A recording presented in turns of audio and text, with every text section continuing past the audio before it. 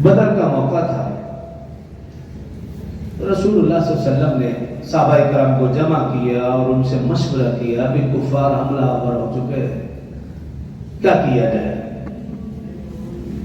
تو 3 مرتبہ مشورہ کیا، تینوں دفعہ مہاجرین صحابہ کرام رضوان اللہ علیہم اجمعین نے جوش و جذبے کا اظہار کیا اور یقین دلایا یا رسول اللہ صلی اللہ علیہ وسلم ہم ہر طرح کا ساتھ دیں گے، لیکن رسول اللہ صلی اللہ علیہ وسلم کا رخ انور انصار کی طرف تھا۔ حضرت سعد بن معاذ رضی اللہ عنہ سمجھ گئے کہ یہ جو بار بار پوچھ رہے ہیں کوئی وجہ ہے، فوراً کھڑے ہو گئے، عرض کیا رسول اللہ صلی اللہ علیہ وسلم میں سمجھ چکا ہوں آپ انصاری صحابہ ان کی آپ حمایت اور یقین چاہتے ہیں۔ فرمایا یا رسول اللہ صلی اللہ علیہ وسلم میں یقین دلاتا ہوں اپنی طرف سے، اپنے انصار صحابہ کی طرف سے، آپ ہمیں جو حکم فرمائیں گے ہم بجا لائیں گے، جہاں چاہے جوڑ دیں گے ہم جڑ جائیں گے، جہاں سے توڑ دیں گے ہم وہاں سے ہٹ جائیں گے۔ اور پھر فرمایا خدا کی قسم اگر آپ ہمیں برق غمدان تک جانے کا حکم دیں گے ہم جائیں گے، اللہ کی قسم اگر آپ سمندر میں کود جانے کا حکم دیں گے ہم سمندر میں بھی کود جائیں گے۔ فرمایا خدا کی قسم ہم وہ مال جو آپ لے لیں گے اس کو زیادہ عزیز سمجھتے ہیں اس مال سے جو ہمارے پاس رہ جائے۔ یہ جذبہ تھا صحابہ کرام رضوان اللہ علیہم اجمعین کا کہ اس مال پر خوش ہوتے تھے جو دین پر، دین اسلام پر، اسلام والوں پر، رسول اللہ صلی اللہ علیہ وسلم کی ذات پر، جہاد پر، مسجد پر، ان کاموں میں خرچ ہوتا ہے، صحابہ اس مال پر خوش ہوتے تھے۔ رسول اللہ صلی اللہ علیہ وسلم کا شریف فرمایا ایک صحابی آئے، مہمان صحابی عرض کیا رسول اللہ صلی اللہ علیہ وسلم بھوک لگی، فاقہ ہے، کھانے کو کچھ نہیں۔ رسول اللہ صلی اللہ علیہ وسلم اپنے گھر بھیج دیا، پتہ کروایا کہ رسول اللہ صلی اللہ علیہ وسلم کے جتنے بھی گھر تھے ازواج مطہرات کے، کسی بھی گھر میں کھانے کے لیے کچھ بھی نہیں۔ صحابہ اکرام سے پوچھا کون اس مہمان کی مہمانی کرے گا؟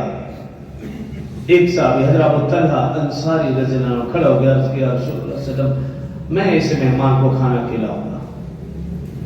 حضرت ابو طلحہ انصاری رضی اللہ عنہ گھر گئے، گھر والی سے پوچھا بھی کچھ کھانے کے لیے؟ کہا ہاں تھوڑا سا ہے جو بچوں کے لیے ہے۔ حضرت ابو طلحہ انصاری رضی اللہ عنہ نے گھر والی سے کہا بھی دیکھو میں مہمان کو لے کر آؤں گا،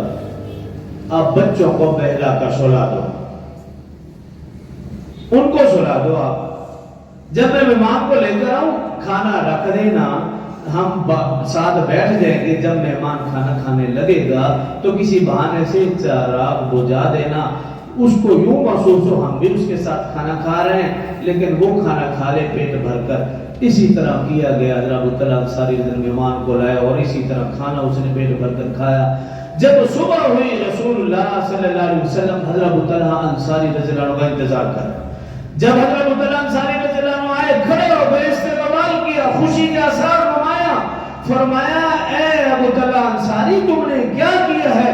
اللہ رب العزت تم سے بہت خوش ہے اور اللہ نے تمہارے اس جذبے کو دیکھ کر قرآن میں تیری شان بیان کر دی ہے۔ وَيُؤْثِرُونَ 28واں سپارہ سورہ حشر، وَيُؤْثِرُونَ عَلَىٰ أَنفُسِهِمْ وَلَوْ كَانَ بِهِمْ خَصَاصَةٌ۔ اللہ فرماتا ہے کچھ ایمان والے ایسے بھی ہیں جو خود اور ان کے بچے بھوکے پیاسے اور رسول اللہ صلی اللہ علیہ وسلم کے مہمان کا احترام کرتے ہوئے اسے کھانا کھلاتے ہیں۔ صحابہ کرام تو یہ تھے، ان کا جذبہ یہ تھا۔ اور میرا اور آپ کی جو حالت ہے، جو کیفیت ہم اچھی طرح جانتے ہیں، اپنے آپ کو اپنے اعمال سے ہم اچھی طرح واقف ہیں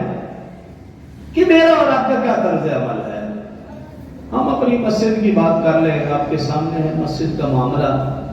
تو میرے ذہن میں یہی تھا کہ ساتھی خود بڑھ چڑھ کر حصہ لیں گے، لیکن صورتحال اس کے برعکس تھی۔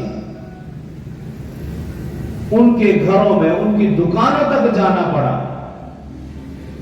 اور ان کو توجہ نہیں رہی گئی۔ بھی دیکھیں مسجد آپ کے سامنے ہے، اس کے بھی کچھ معاملات ہیں، لیکن کچھ حضرات حرکت کی ہے اور کچھ حضرات اب بھی جو ہے نا وہ اپنی جگہ سے نہیں ہل رہے۔ تو آج کرنے کا مقصد یہ ہے رسول اللہ صلی اللہ علیہ وسلم صحابہ ان کی زندگی اور تھی، وہ یہ دیکھتے کہ کہاں ضرورت ہے اور اس ضرورت کے مطابق خرچ کر دیتے تھے۔ اپنی ضروریات اپنی ان چیزوں کو پس پردہ، اس لیے ان کے احسان کا، ان کی سخاوت کا تذکرہ قرآن میں بھی ملتا ہے اور احادیث مبارکہ